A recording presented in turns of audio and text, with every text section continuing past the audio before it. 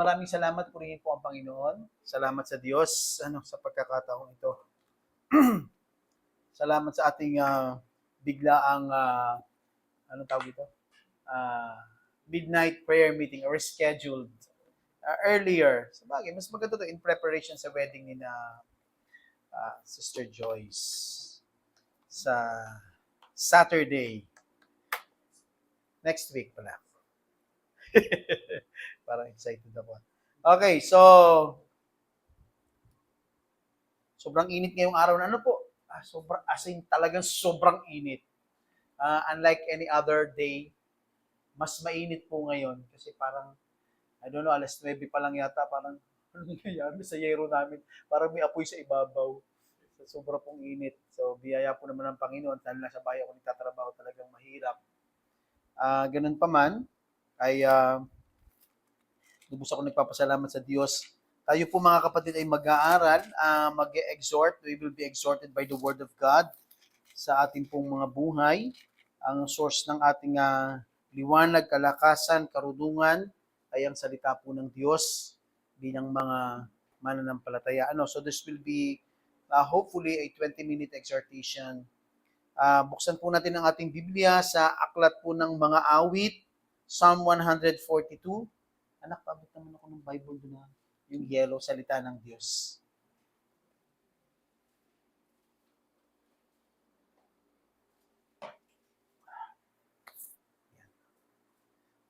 Mga awit, 142. Ating pong basahin, tapos tayo po ay mananalangin. 142, Salmo o mga awit. Tumawag ako ng malakas sa iyo, Panginoon. Nanalangin ako, kaawaan niyo. Sinasabi ko sa inyo ang aking mga hinaing at mga suliranin. Kapag ako'y nawawalan na ng pag-asa, kayo ay nariyan at pinagmamasdan ang mga nangyayari sa akin. Ang aking mga kaaway ay naglagay ng bitag sa aking dinadaanan. Tingnan po ninyo sa aking paligid ay walang sino mang tumutulong, walang sino mang kumakanlong at nagmamalasakit sa akin. Kaya tumawag ako sa inyo, Panginoon. Sinabi ko, kayo ang aking kanlungan. Kayo ang kailangan ko rito sa mundo. Pakinggan ninyo ang paghingi ko ng tulong dahil wala na akong magagawa. Iligtas niyo ako sa mga umuusig sa akin dahil sila'y mas malakas sa akin. Palayain ninyo ako sa bilangguang ito upang ako'y makapagpuri sa inyo at ang mga matuwid ay magtitipon sa paligid ko dahil sa kabutihan niyo sa akin, Panginoon.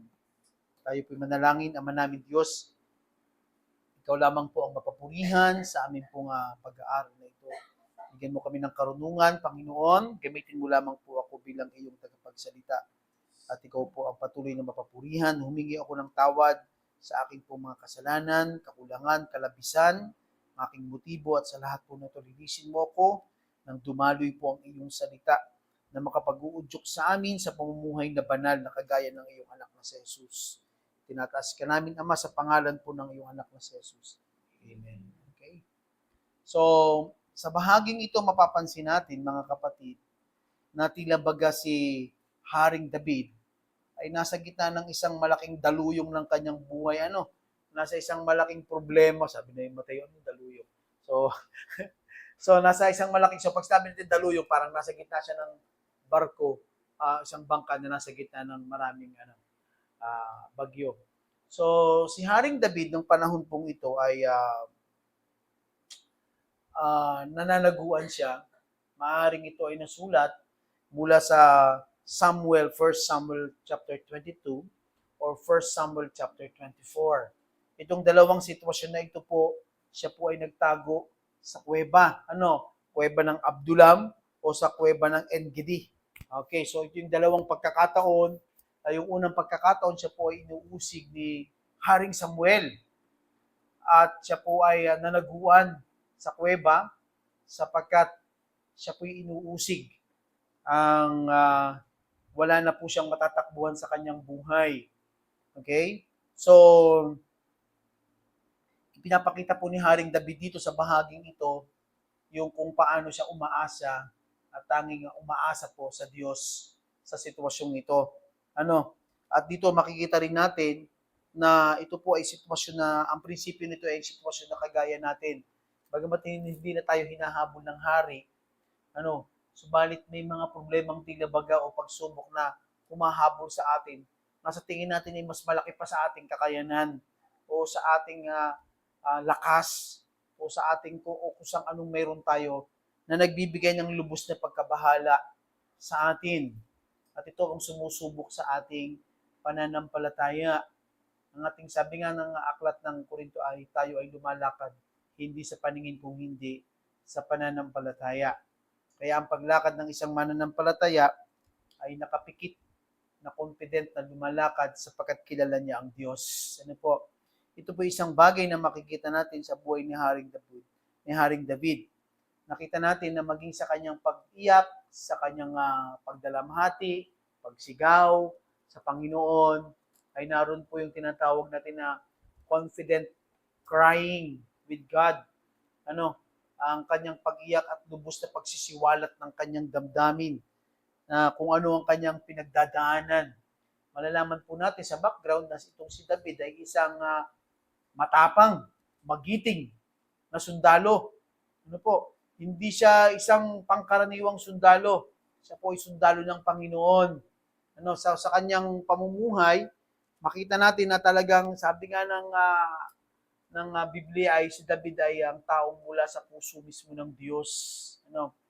At ang bagay na ito, sa kabila po ng lahat, ay nagpapakita ng pagiging tao, isang lubusang ganap na tao ni Haring David, na hindi katulad ng ating inaasahan sa mga superhero na hindi tinatablan ng emosyon. Sa bahaging ito, makikita po natin ano ba ang prinsipyong ipinapakita sa atin ng mga awit 142. So, ang title po nito ay Cry Out and Be Confident like David. Umiyak kayo, subalit magaling kayong kumpiyansa na katulad ni Haring David. So, hindi i-deny nito sa ating buhay ang isang taong mayroon pong tinatawag na emosyon o naaapektuhan ng problema. Sapagkat yan talaga ang ating nilalakaran sa balat ng lupa. Kung ikaw ay mananampalataya, hindi ka nabibilang sa mundong ito, at sa inog ng mundong ito, ikaw ay laging tila baga sa lungat. So, ito po yung naranasan ni Haring David. Dito, ipinapakita niya kung paano ang isang katulad niya na malakas, matalino, may kakayanan. Subalit pagdating po sa lahat ng bagay ay tanging ang inaasahan lamang niya ay ang Panginoon. Hindi ata alam ng asawa kung tayo ay mid-church na tawag. Okay, so makita ang atin pong hangarin dito sa ating gawaing ito ay upang patuloy po tayong magkaroon ng tinatawag natin na personal na pag-asa talaga sa Panginoon. Ang malaki po kasi nating problema ng mga tao ay tayo po ay mga tao ng mapagmataas o tinatawag natin na prideful person tayo. Bago natin tawagin ang Panginoon, ginagawa muna natin ang mga bagay ayon sa ating kakayanan at karunungan. Di po ba? Kaya kung minsan mga maliliit na bagay na yun, ang siyang nagsasadlak sa atin sa kapahamakan. Kung bakit baga naman ang Diyos hindi hawakan ng ating paa at mga kamay sa mga bagay na makapagpapahamak sa atin. Lalo't pag tayo nagtitiwala sa tao o sa mga bagay o sa ating sarili. Subalit, naroon po yung tinatawag natin na paglakad sa pananampalataya. So, dito makikita po natin, pag ating binasa ang Psalm 142, this is very emotional. Ipinapahayag talaga ni Haring David yung lubusan niyang tinatawag natin na pagpapahayag po ng kanyang sarili at kanyang pag-iyak, pagtingin niya sa kanyang kapaligid, subalit sa bandang huli ang kanyang muling pag-asa na mayroong Diyos na siyang inaasahan. So sabi po nito, cry out and be confident like David. So sa bahaging ito, makikita po natin sa verses 142, verses 1 at saka po 2, ay sabi po rito is, ano ba yung prinsipyong ating makikita na nais pong ipahayag sa atin ng Panginoon. Una, doon sa actuations ni David, mayroong sinasabing prinsipyo ang Panginoon sa atin. Ito po yung prinsipyo na nais ng Diyos na marinig tayo. God wants to hear us, or God wants us to cry to Him openly and personally. Yung bukas ang ating pag-iyak, at ito ay isang personal na bukas na pag-iyak natin sa Diyos. Minsan kasi naituturing natin ang Diyos na hindi natin siya Ama. Merong siya ay ating Diyos, siya ay ating sinasamba, niluluwalhati at pinararangalan, subalit parang nararamdaman natin na hindi siya masyadong personal sa ating buhay. O kung minsan siguro, dahil na rin sa ating labis na pagtitiwala sa ating sarili, mga kasalanang ating nagagawa, nahihiya na tayong lumapit sa Panginoon. Pero tandaan natin na ang paanyaya po ng Diyos, sabi nga sa Hebrews 4, kayo inaanyayahan sa Diyos sa kanyang trono ng biyaya.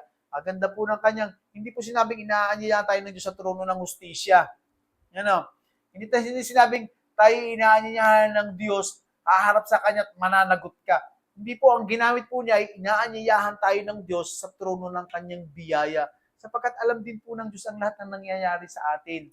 At tanging biyaya ang tanging pag-asa natin. Ito rin po ang daan ng paanyaya ng Diyos sa atin. Di ba? Sabi doon sa Romans chapter 5, sa biyaya na kung saan in which we stand. Sa biyaya na kung saan tayo ay tumatayo. So, dito po, ang unang prinsipyo na makikita natin is nananais ng Diyos na marinig tayo openly and personally, ikaw.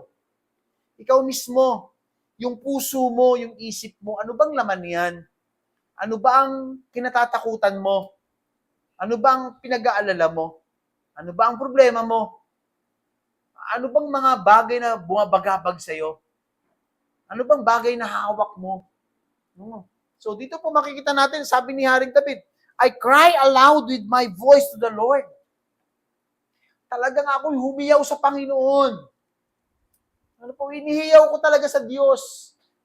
Sabi po niya, I make my supplications with the voice to the Lord.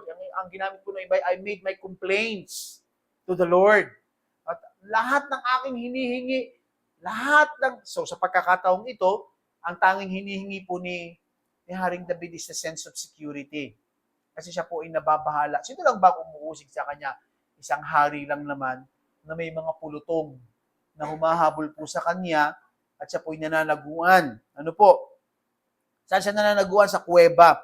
So, dito po makikita natin na David pour out o ibinuhos niya ang lahat ng kanyang mga hinaing sa Diyos. Alam niyo po, yan po ang prinsipyo po dyan, nais po ng Diyos na tayo ay umiyak sa Kanya.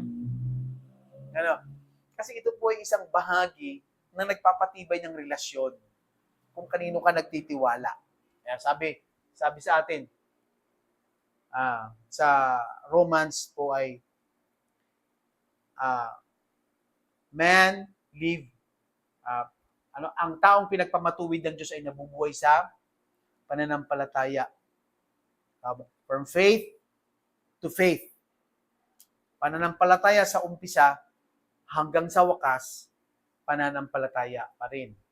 Okay, yan po yung ating ginagamit na relasyong nagpapatibay sa Diyos. Ano po? So, hindi po nanatiling tahimik si David.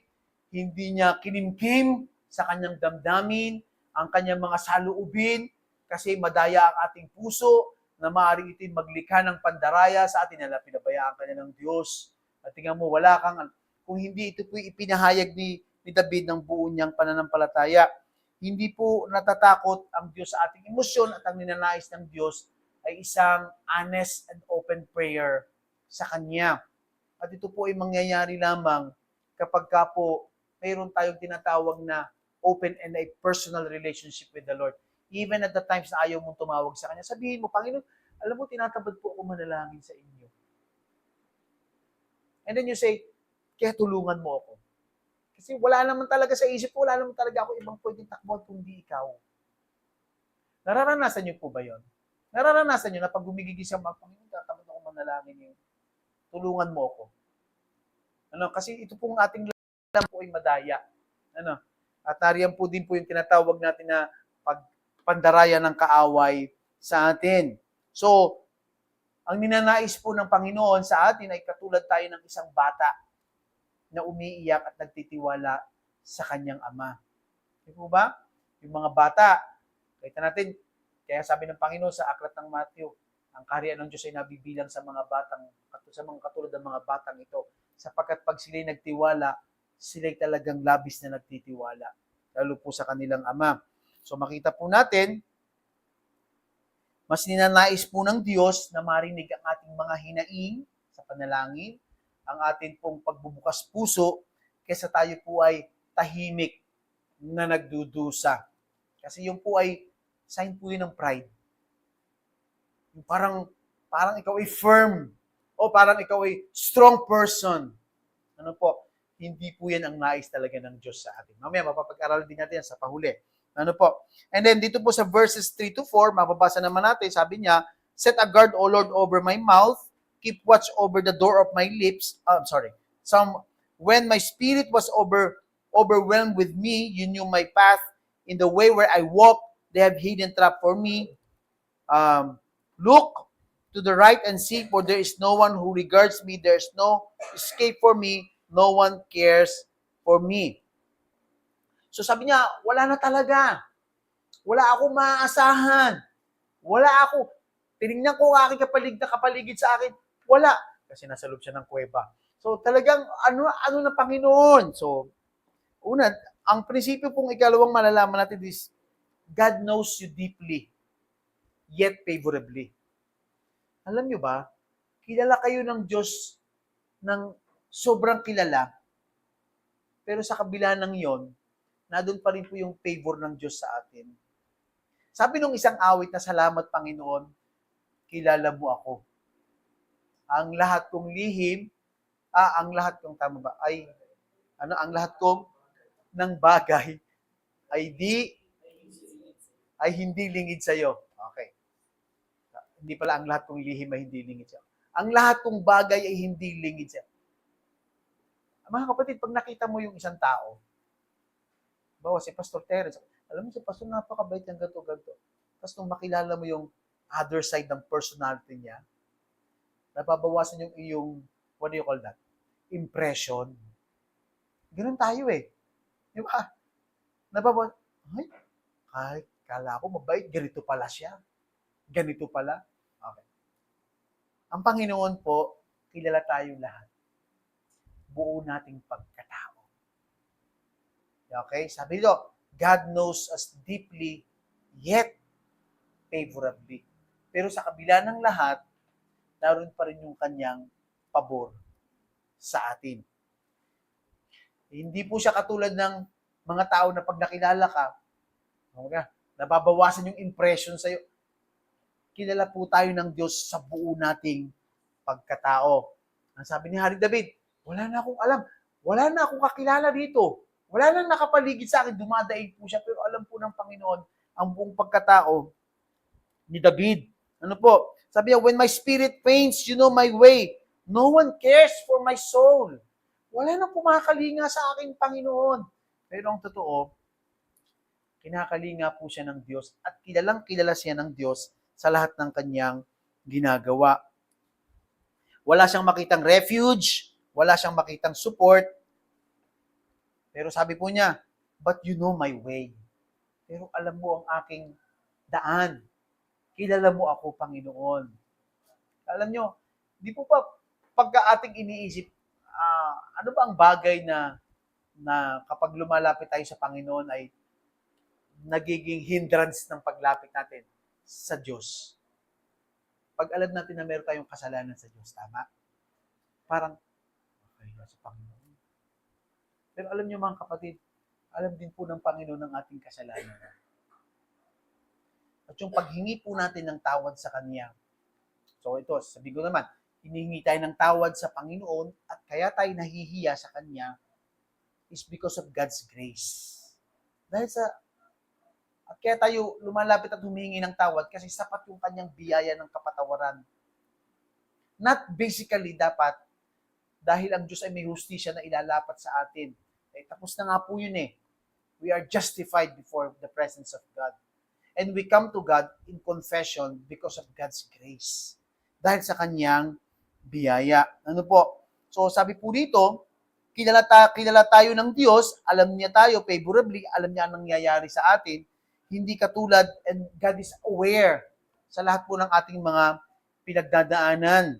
So ang prinsipyo dito is, na makikita natin is, kahit na walang nakakakita sa atin, nakakaalam ng ating pinagdadaanan, alam po ng Diyos ang lahat ng yan sa ating buhay. Nung sinabi ni Haring David, wala na talaga, walang nakapaligid sa akin, pero alam ko, Panginoon, na alam mo.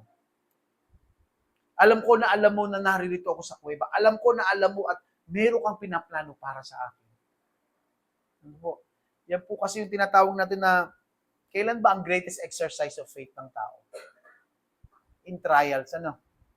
In trials. Kaya sa James, nag-umpisa si James saan? Trials. Bago pinag-usapan ang faith. Yun munang pagsubok bago yung pananampalataya. Okay? So sa atin po, ang trials is the God's means of fortification our faith. Ito ang paraan ng Diyos na patibayin ng ating pananampalataya, yung mga pagsubok po sa ating buhay. So, next po is in verses 5 to 7, sabi naman, let the righteous, okay, like nababasa ng 141. Okay, I cried out to you, O Lord, I said, you are my refuge, my portion in the land of the living. Give heed to my cry, for I am brought very low. Deliver me from the persecutors, for they are stronger, for they are strong for me. Kita natin talagang mas malakas daw yung kanya mga uusig. Bring my soul out of prison so that I may give thanks to your name. The righteous will surround me, for you will deal bountifully with me. Anong prinsipyo ang makikita natin dyan? Okay, so ang makikita po nating prinsipyo dyan, na katulad nung kay David is, God desires that you be dependent in Him wholeheartedly. Alam niyo ba na ninanais ng Diyos na lahat tayo'y maging palaasa sa Kanya ng buong puso? Ninanais ng Diyos na sa lahat ng ating ginagawa, hindi siya plan B or plan C. Ninanais ng Diyos na lahat ng ating ginagawa, iniaasa natin sa Kanya. Because God desires to be God in all our aspects. Sa lahat ng aspeto ng ating pagkatao, ninanais ng Diyos na siya'y maging Diyos natin. May ambition ba kayo sa buhay, mga young people? Ninanais ng Diyos na ang inyong ambisyon ay ayon sa nais ng Diyos. Ninanais ng Diyos na ang aming paggalaw sa ministry, sa bahay, sa tahanan, sa hanap buhay, ay umaasa tayo ng buong pag-asa sa Diyos. Okay? It is God's desires that you dependent to Him wholeheartedly. Buong puso kang umaasa sa Diyos. Dahil sa iyong Diyos. At siya ang nagsusustain at nagbibigay ng lahat ng bagay sa iyo. Na-imagine niyo ba kung gaano ka-forbearing ang Panginoon? Sino sa atin ang laging nakakaisip sa Panginoon sa lahat ng ating gagawin?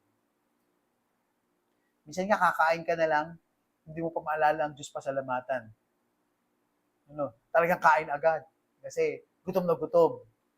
Okay, so yung mga bagay na nakakalimutan natin ang biyaya po ng Panginoon sa atin. Sabi nga, ang biyaya po ng Diyos sa atin, higit sa kaya nating unawain at sukatin. Ano po? Kung ang ating Diyos is a tyrant God, wala po siguro talaga mabubuhay sa kanyang harapan. Lahat po ng tao ibibilangan niya ng pagkakamali.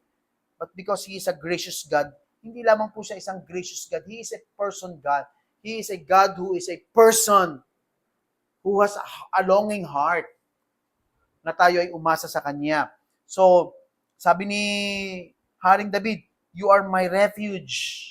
ikaw ang aking magiging kanlungan. O kanino po umaasa si David sa gitna ng turmoil? Ang humahabol lamang naman po sa kanya sa lugar na kanyang pinupuntahan ay ang pinakamakapangyarihan. Pero sa kanyang pag-asa, hindi lang siya ang pinakamakapangyarihan. Merong siyang Diyos na higit na makapangyarihang magiging niyang kanlungan. Ano man ang mangyari. At ito po ang prinsipyong itinuturo na talagang itong si Haring David ay buong pusong umaasa. Alam niyo ba dito sa cave ng Engedi? Nagtago siya sa isang kuweba. Alam niyo ba yung nakakatuwang istorya dito sa Engedi? Sino nakakaalam? Nagtago siya sa kuweba at sa kuwebang iyon nag-refuge si Saul. Nasa sa isang kuweba po sila. At si Haring David ay nadoon. Nagkaroon siya ng pagkakataon na patayin si Haring Saul kung gugustuhin niya, pero hindi po niya ginawa. Bakit? Kasi ang buo niyang pagtitiwala ay nasa Diyos. At alam niyang higit na may mas plano ang Diyos sa lahat. At sinabi ni Haring David, I will not kill a king whom God's anointed. Di po ba? Kaya dito sa kuweba na to, magkasama po sila. Ito po yung pagkakataon na pinatunayan niya. Tapos nung sumigaw siya, anong sabi niya? Haring Saul, hawak ko yung isang bagay na ito na katunayan na ako'y nasa tabi mo na, pero wala akong ginawa sa'yo. Umiyak po si Haring Saul. Kasi hindi niya maintindihan, hindi niya maunawaan na ganun katuwid ang puso ni David. Kasi siya po'y buong pusong umaasa sa Panginoon. Ano po? So makita natin dito na David shifts from yung kanyang complaint to confidence. Yung kanyang pag-iyak, from crying to confidence. Umiyak siya nung una, pero nung pahuli, hindi na. Kasama ko ang Panginoon. At mapapaliguran ako ng mga matutuwid pagdating ng panahong. Okay, so sabi po niya, ibig sabihin, ang kanyang refuge ay ang Panginoon. And the very moment, isa pa po sa makikita natin dito is, hindi lamang tinignan ni David yung sitwasyon niya na ito na ang huli at kawalan ng pag-asa. Tinatanaw po niya ang malayo na may gagawin ng Diyos para sa kanya. Na darating ang panahon, sa lahat ng kanyang pinagdadaanang ito, magiging siyang matagumpay. Anong sabi niya po dito sa may pahuli?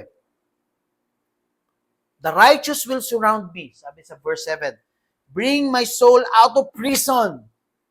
Okay. Alisin mo, Panginoon, ang aking puso sa kulungan. Nakakulong ba siya? Nasa kuweba ba siya? Nasa kuweba siya, Pero hindi lamang ang inalis, ang ninanais niya, hindi lamang ang physical na kulungan. Palayain siya.